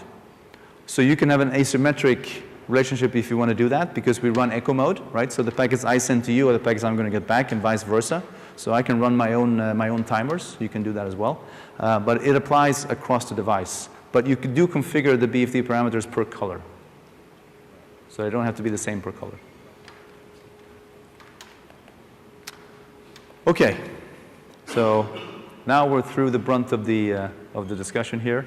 So before I talk about some of the other policies, just make sure I catch any questions that might be related to control policy, data policy, upper routing policy. It all makes sense? Question? You probably want to do several things in control policies, right? And you show very tidy examples. You want to do this. And my concern is still you want to merge all this into one. That's not so tidy. It could be right. really complex. How do you have a methodology? Yes, yeah. So the question is, my examples are very nice and tidy, thank you. But in a production environment, you're probably collapsing many more statements and functions into a single policy due to the fact that you have to have a single control policy for a particular site, for example.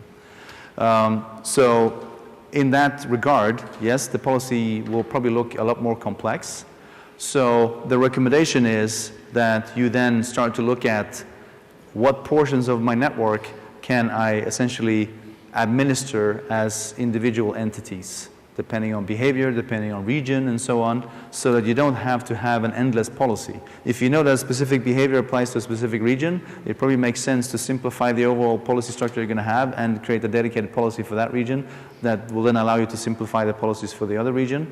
And in general, break down your entire policy structure into more manageable chunks, right? So define more lists rather than fewer lists, define more control policies rather than fewer control policies. It becomes, the overhead obviously initially is a little bit higher, but you are dramatically reducing the risk of making a wrongful statement somewhere and causing a problem in your network. So is that optimal? No, it's not, right? So we are working on improving how you would manage a larger library of policies from the GUI. The structure on the device itself will not necessarily change, but the important thing is that you can track all these things better. So we are looking into that as well. But for now, that's a scalable approach that you can take. So could this be simpler? Of course. We opted originally to try and include all the capabilities in the policy framework so that it would be non-restrictive. And so with that, inherently, you're going to have some degree of complexity. So other platforms have simpler approaches to policy, but they're not even close to be as powerful as our policy framework is. And somewhere you have to sort of make that trade-off. And so we decided to go in this direction. But yeah, hopefully we can give you a better administrative interface quite soon. Okay. So some of the other policies, we have something called a VPN membership policy. Now, what you should remember is that if you use templates for the devices, those templates will lock down the device, so you cannot do any local configuration change. So even somebody breaks into that device, they cannot change the configuration. So nobody can add a VPN, for example, to get access to resources that particular branch should not have access to. However, and the recommendation for the operational environment is to use templates for many reasons. This is one of them. If for some reason you decide not to use templates, you can still restrict VPN membership by using a VPN membership policy. So this can act as a whitelist or a blacklist to essentially ensure that even if somebody goes into a device, adds a new VPN, obviously we now know that that VPN will be announced as a service, and then we'll see routing updates from that VPN as well. Those updates will be dropped unless they are whitelisted in the VPN membership policy. So you have that alternate sort of security vehicle as well inside of this policy. We thought that this would be an important thing to have. It's actually very rarely used in production environments because of that other lockdown capability with the templates. But it's good to know that it's there, obviously. You can enable CFLOD in the policy, as we saw. That will kickstart the C-flow-D cache on the device. We start collecting information, but it's going to be a cache that's local to the device. So if you want to now send that flow information to a collector, you have to configure the C-flow-D template. That's a centralized policy. It's getting pushed down. And as you can see, you configure the cache itself as well as the collector information here. And we can have up to 4 collectors configured on a given device. All right, some tips and tricks. So we saw the use of an elimination statement earlier, where I basically eliminated all the internal prefixes from further processing. That's good, right? Because we get fewer objects that we need to deal with. We can keep the policy shorter and less complex. So that's a good thing to do. You also have a catch-all statement where you can say match without any qualify. You can just say accept without any qualifier, and that could be your ultimate sort of catch-all statement if you want to make sure that you keep all the traffic through the device within the policy that you've defined, and you don't want to leave anything untouched. So that you can use. If you want to match multiple colors for something, you can use a color list. I mentioned already that counters are good for troubleshooting and so on. So that's good. If you were observant when I show you the CLI, you saw that every policy has a default action. When we decided this, there were several of us that has been through, the interesting times in iOS when there was an inherent permit and then an inherent deny, and nobody knows what's when and so on. So we said, okay, let's just declare this so that it's perfectly visible. So normally default action is reject or drop, but it's there so you can change it, right? So if you don't have a catch-all statement, you need to change that to accept, otherwise some things are going to just be dropped, right? But good to know. Enable the DPI in case you want to use application signatures. That's something you can do in the template configuration in vManage, and obviously recommendation is to always have that on. It gives you a lot of other information as well, and that's the information that's being collected by vManage for display in the application traffic statistics and so on. The match logic I've covered, right? So if you have multiple match statements in the match sequence, that's an AND. If you use a list, that's an OR. Match route versus TLOC, we talked about that as well, right? Understand that those are different because there are different attributes. And something I haven't specifically mentioned earlier is that we have something called an OMP tag. That's essentially the same as a BGP community. So that allows you to tag routes in case you want to be able to identify them through your routing system and do specific things, right? So that's also very useful. So some rules. I mentioned already that the minimum granularity for applying a policy is the site ID. So if you have multiple devices in a site, they will get the same policy. A given site ID is restricted to 1 policy per type per direction. And as you've seen, we've added additional qualifiers for app route policies and data policies where you can have different policies per VPN. So that gives you some level of additional flexibility. But we did this for a couple of reasons, because if you don't have this restriction, it's easy for somebody to go crazy and create multiple control policies. Ultimately, they will do overlapping things, and the outcome is going to be interesting at best. So if you impose the use of a single policy, that also forces you to think logically about how you construct that policy, and then obviously the management of that policy will be a lot better. So that's good. One use case that comes up now and then is the ability to do a direct internet breakout through the overlay, right? So here we have a policy example where I can say, I have a default route being advertised to here. I take it to another site, and I do a direct internet breakout like this. Obviously, we had a few examples where we're doing the regional exit and so on. Just to understand that there is no limitation if the traffic comes from the WAN or if the traffic originates from the LAN on this particular device. You can still do the internet breakout. That's a fairly common question as well. Umbrella integration. This is configured via the GUI, but there's actually a policy that's the outcome of your configuration in the GUI. So once you enable umbrella connectivity using the template configuration, this will appear in your configuration. So just for you to know that you will have some additional policy elements appear once you've enabled umbrella. And this is what a typical configuration would look like. And here we have a domain exclusion, and we have the token, and we have the traffic redirection to umbrella. Sorry, DNS redirection to umbrella.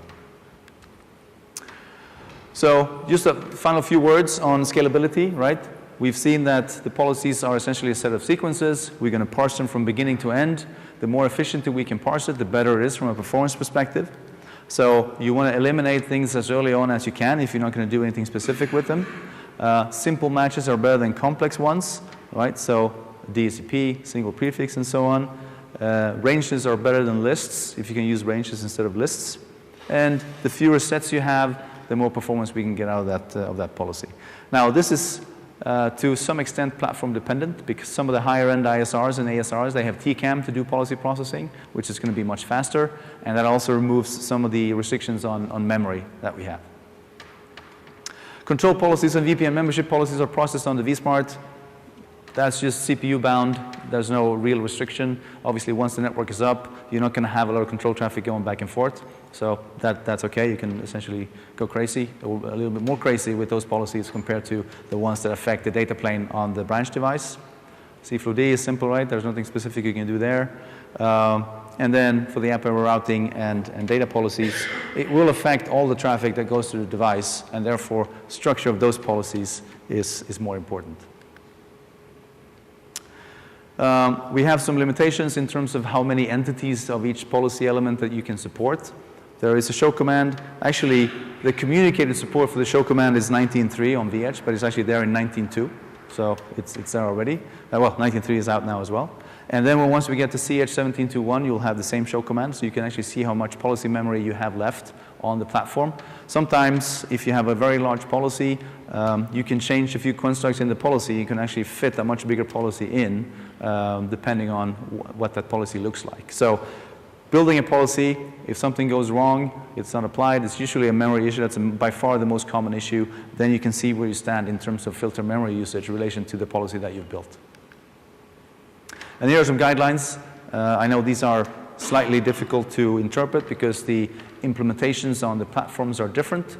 But in essence, on the V-edges, we use these filter blocks to contain match and action statements. And if you run out of those, then you're in trouble. We have a certain number of policy instances we can support. So, for example, if you go crazy with app error routing policies, you have a high number of VPNs, so you're going to use a higher number of policy instances. But normally, this is not a limiting factor. As you can see, these numbers are pretty high.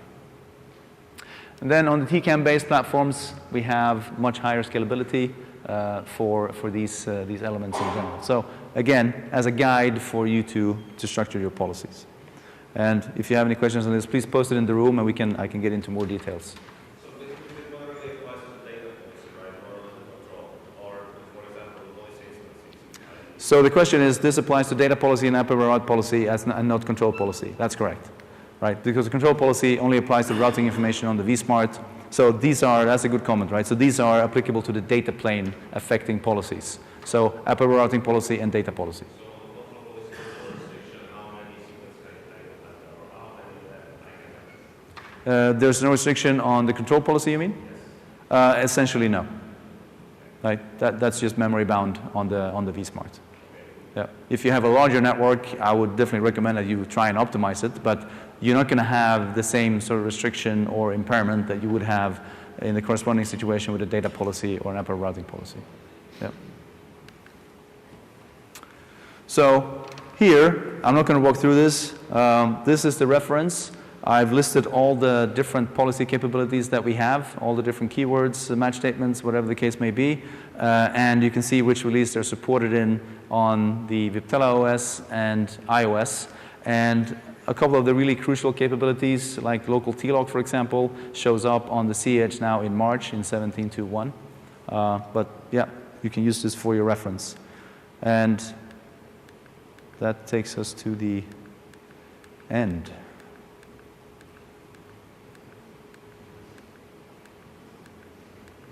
This is going to put you to sleep tonight, I have no doubts. All right, don't miss the other sessions, and thank you very much. Don't forget the survey.